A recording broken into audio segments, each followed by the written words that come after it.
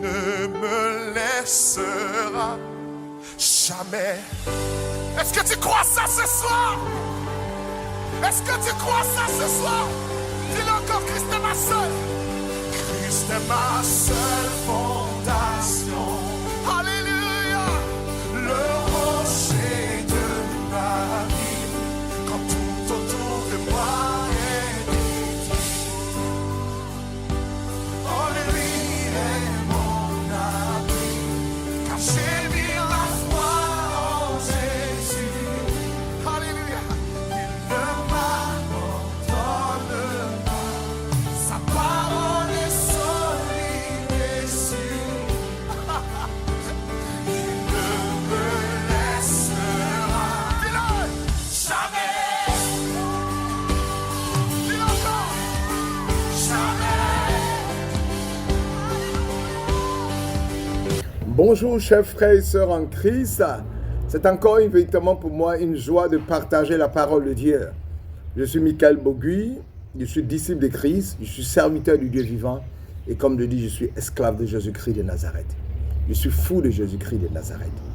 Je veux parler de Jésus-Christ de Nazareth, l'annoncer, contre tout vent contraire, proclamer et célébrer son nom, aujourd'hui et pour toujours, dans le nom puissant du sang qu'il est venu verser pour mon salut, pour ton salut, pour le salut de tous les frères et sœurs, pour ceux qui ne le connaissent pas encore, pour leur salut. Voilà. Prions le Seigneur. Notre Père et notre Dieu, nous bénissons ton nom, nous t'élevons, nous proclamons ton règne, nous te remercions d'avoir triomphé de Satan et de ses démons. Après avoir triomphé, tu es monté au ciel. Mais avant de monter, tu as posé des actes pendant 40 jours sur la terre. Et c'est de cela que nous voulons parler, pour montrer que la montée du Christ au ciel est d'abord précédée d'une manifestation puissante de sa présence. Montrer à tout le monde qu'il est ressuscité, afin que le doute n'existe plus. Père, merci, parce que tu vas te manifester au nom puissant de Jésus. Alléluia. Voilà. À vos rangs, grades et qualités, que l'Éternel vous bénisse, que sa grâce soit sur vous dans le nom puissant de Jésus. Voilà, l'ascension a commencé, c'est la fête de l'ascension. J'ai décidé qu'on fasse une étude sur l'ascension de Jésus, c'est-à-dire la montée de Jésus au ciel. Avant sa montée et ensuite la montée elle-même. Voilà. Donc Jésus se laisse trouver par ceux qui le cherchent. C'est ce que j'ai voulu montrer. On appelle habituellement la montée de Jésus au ciel. On parle de l'exaltation de Jésus. On parle de l'ascension de Jésus. Mais ce que nous devons montrer ici, c'est que Jésus se laisse trouver par ceux qui le cherchent. À travers cette ascension, Jésus se laisse trouver par ceux qui le cherchent. Voilà. Qu'est-ce que l'ascension elle-même? Le jour de l'ascension, les églises chrétiennes célèbrent la montée du Christ vers Dieu, son Père. Mort et ressuscité, il quitte ses disciples tout en continuant d'être présent auprès d'eux. C'est-à-dire, il est avec eux spirituellement. Il n'est pas physiquement, mais il est avec eux spirituellement. Mais différemment. Il est présent, mais différemment. Il promet de leur envoyer une force, celle de l'Esprit Saint. Cette fête se fonde sur les Écritures. Donc, fêter l'ascension, ce n'est pas un péché, ça est dans les Écritures. C'est une fête de l'Écriture. C'est-à-dire, c'est une manifestation qui se trouve dans l'Écriture. Et nous voulons remercier l'Éternel d'avoir ressuscité Christ et de l'avoir fait monter au ciel de façon visible par la puissance de Dieu. C'est Christ qui nous montre qu'on peut quitter la terre pour monter au ciel. Donc nous sommes dans la joie. Voilà. Donc l'ascension, c'est la montée de Jésus-Christ au ciel après qu'il ait été crucifié, ressuscité des morts, s'est présenté à ses disciples pendant 40 jours et après il monte au ciel. Voilà. Quel est le contexte? La preuve la plus complète de la montée de Jésus au ciel, la preuve la plus complète de l'exaltation de Jésus, la preuve la plus complète de l'ascension de Jésus, on trouve cela dans Actes chapitre 1, verset 1 à 11. Et je lis. Théophile, j'ai parlé dans mon premier livre de tout ce que Jésus a commencé de faire et d'enseigner dès le commencement, jusqu'au jour où il fut enlevé au ciel, après avoir donné ses ordres par le Saint-Esprit aux apôtres qu'il avait choisis. Après qu'il eut souffert, il leur apparut vivant et leur en donna plusieurs preuves, se montrant eux pendant 40 jours et parlant des choses qui concernent le royaume de Dieu. Comme il se trouvait avec eux, il leur recommanda de ne pas s'éloigner de Jérusalem, mais d'attendre ce que le Père avait promis, ce que je vous ai annoncé, leur dit-il. Car Jean a baptisé d'eau, mais vous, dans peu de jours, vous serez baptisés du Saint-Esprit. Alors les apôtres réunis lui demandaient, Seigneur, est-ce en ce temps que tu rétabliras le royaume d'Israël? Il leur répondit, ce n'est pas à vous de connaître les temps ou les moments que le Père a fixés de sa propre autorité, mais vous recevez une puissance, le Saint-Esprit, qui viendra sur vous, et vous serez mes témoins à Jérusalem, dans toute la Judée, dans la Samarie, jusqu'aux extrémités de la terre. Après avoir dit cela, il fut élevé pendant qu'il le regardait. Une nuée le déroba à les yeux. Et comme ils avaient les regards fixés vers le ciel, pendant qu'ils s'en allaient, voici deux hommes vêtus de blanc leur apparurent. Et ces hommes vêtus de blanc leur apparurent et dit, hommes galiléens, pourquoi vous arrêtez-vous à regarder au ciel?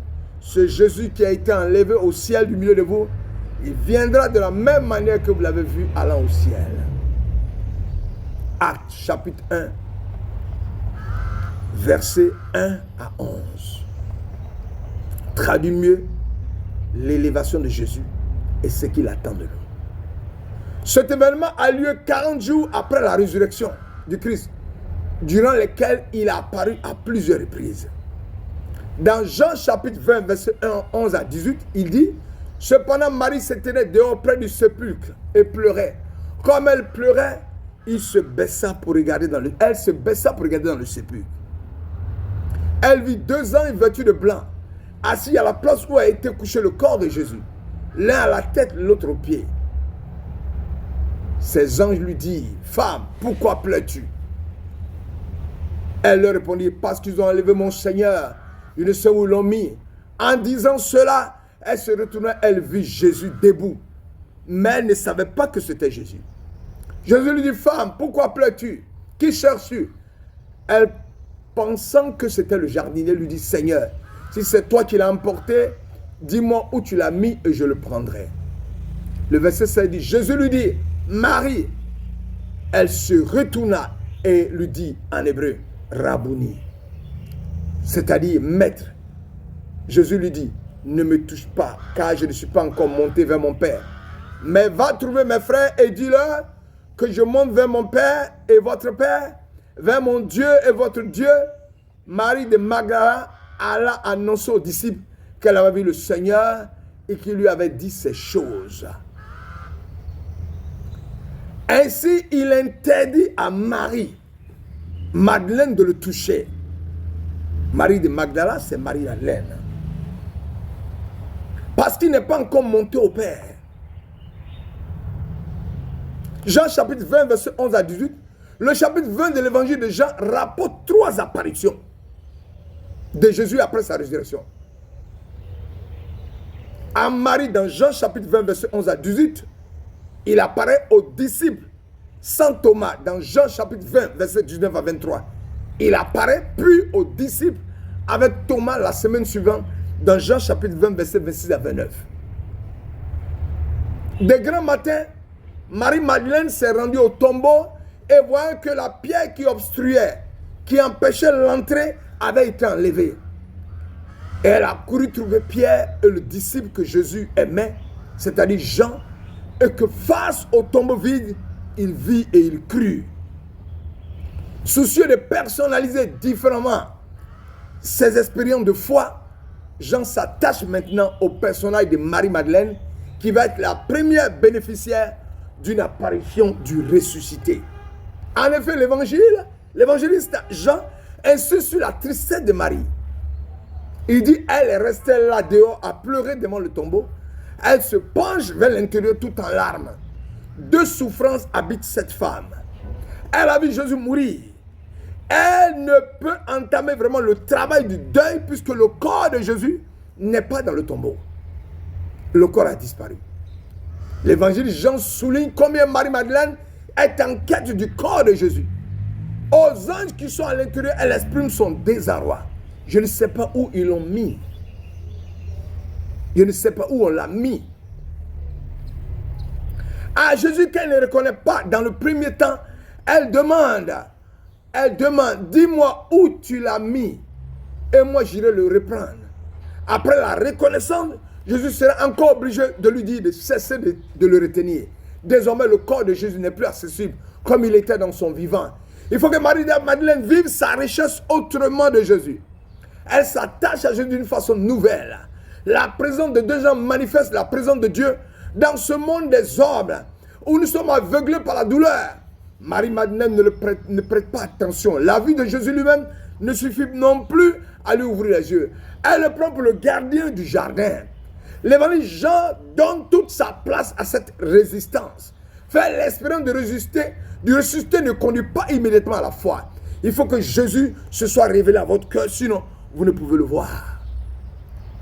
La résurrection a transformé l'être de Jésus. C'est bien lui et pourtant, les premiers témoins disent tous qu'ils ne l'ont pas reconnu immédiatement. Par Marie-Madeleine, c'est l'appel de Jésus par son prénom. C'est-à-dire Jésus l'appelle par son prénom. C'est là que Marie-Madeleine reconnaît Jésus. Elle le reconnaît parce qu'elle se découvre reconnue. Autant de l'expérience que des témoins. Jésus envoie Marie-Madeleine en mission auprès des disciples. Ce qui lui vaudra cette appellation. Marie-Madeleine est appelée apôtre des apôtres. Parce que c'est à elle que Jésus envoie le premier message de la mission. Le premier message de la commission, la grande commission. Elle est chargée de leur dire qu'il va disparaître à leur égard pour regagner le royaume de son Père. L'événement de l'ascension qui est évoqué ici se situe, selon l'évangéliste, le même jour de la résurrection. Car pour lui, la résurrection et sa montée vers le Père ne représentent qu'un seul et même mystère. Jésus appelle les disciples ses frères. Grâce à lui, le Fils unique et les fils adoptifs ont le même Père et le même Dieu.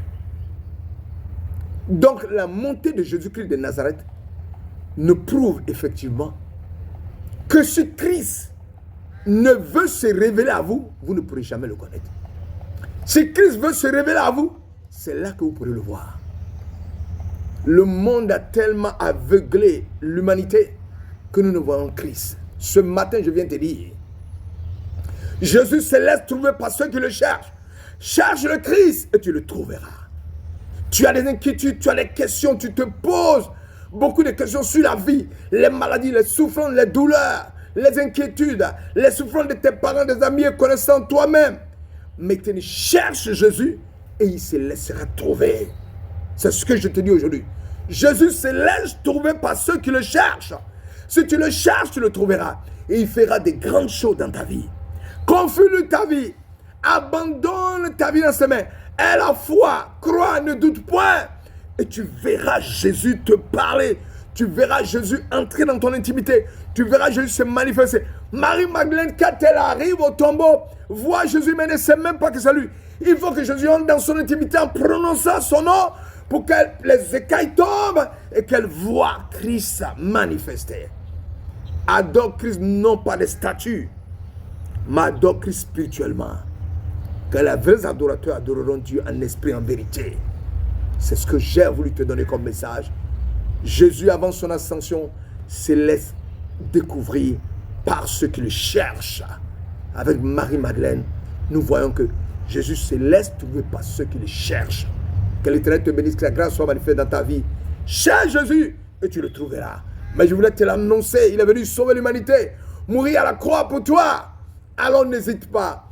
Cherche Jésus, abandonne le monde, cours à Jésus et il se laissera trouver par toi au nom puissant de Jésus. Que l'Éternel vous bénisse, que sa grâce soit manifestée à jamais. Que la gloire de Dieu soit. Oh, le Seigneur vous bénisse en vous rendant les qualités à votre départ, à votre retour, dans le nom puissant de Jésus. Alléluia. Amen.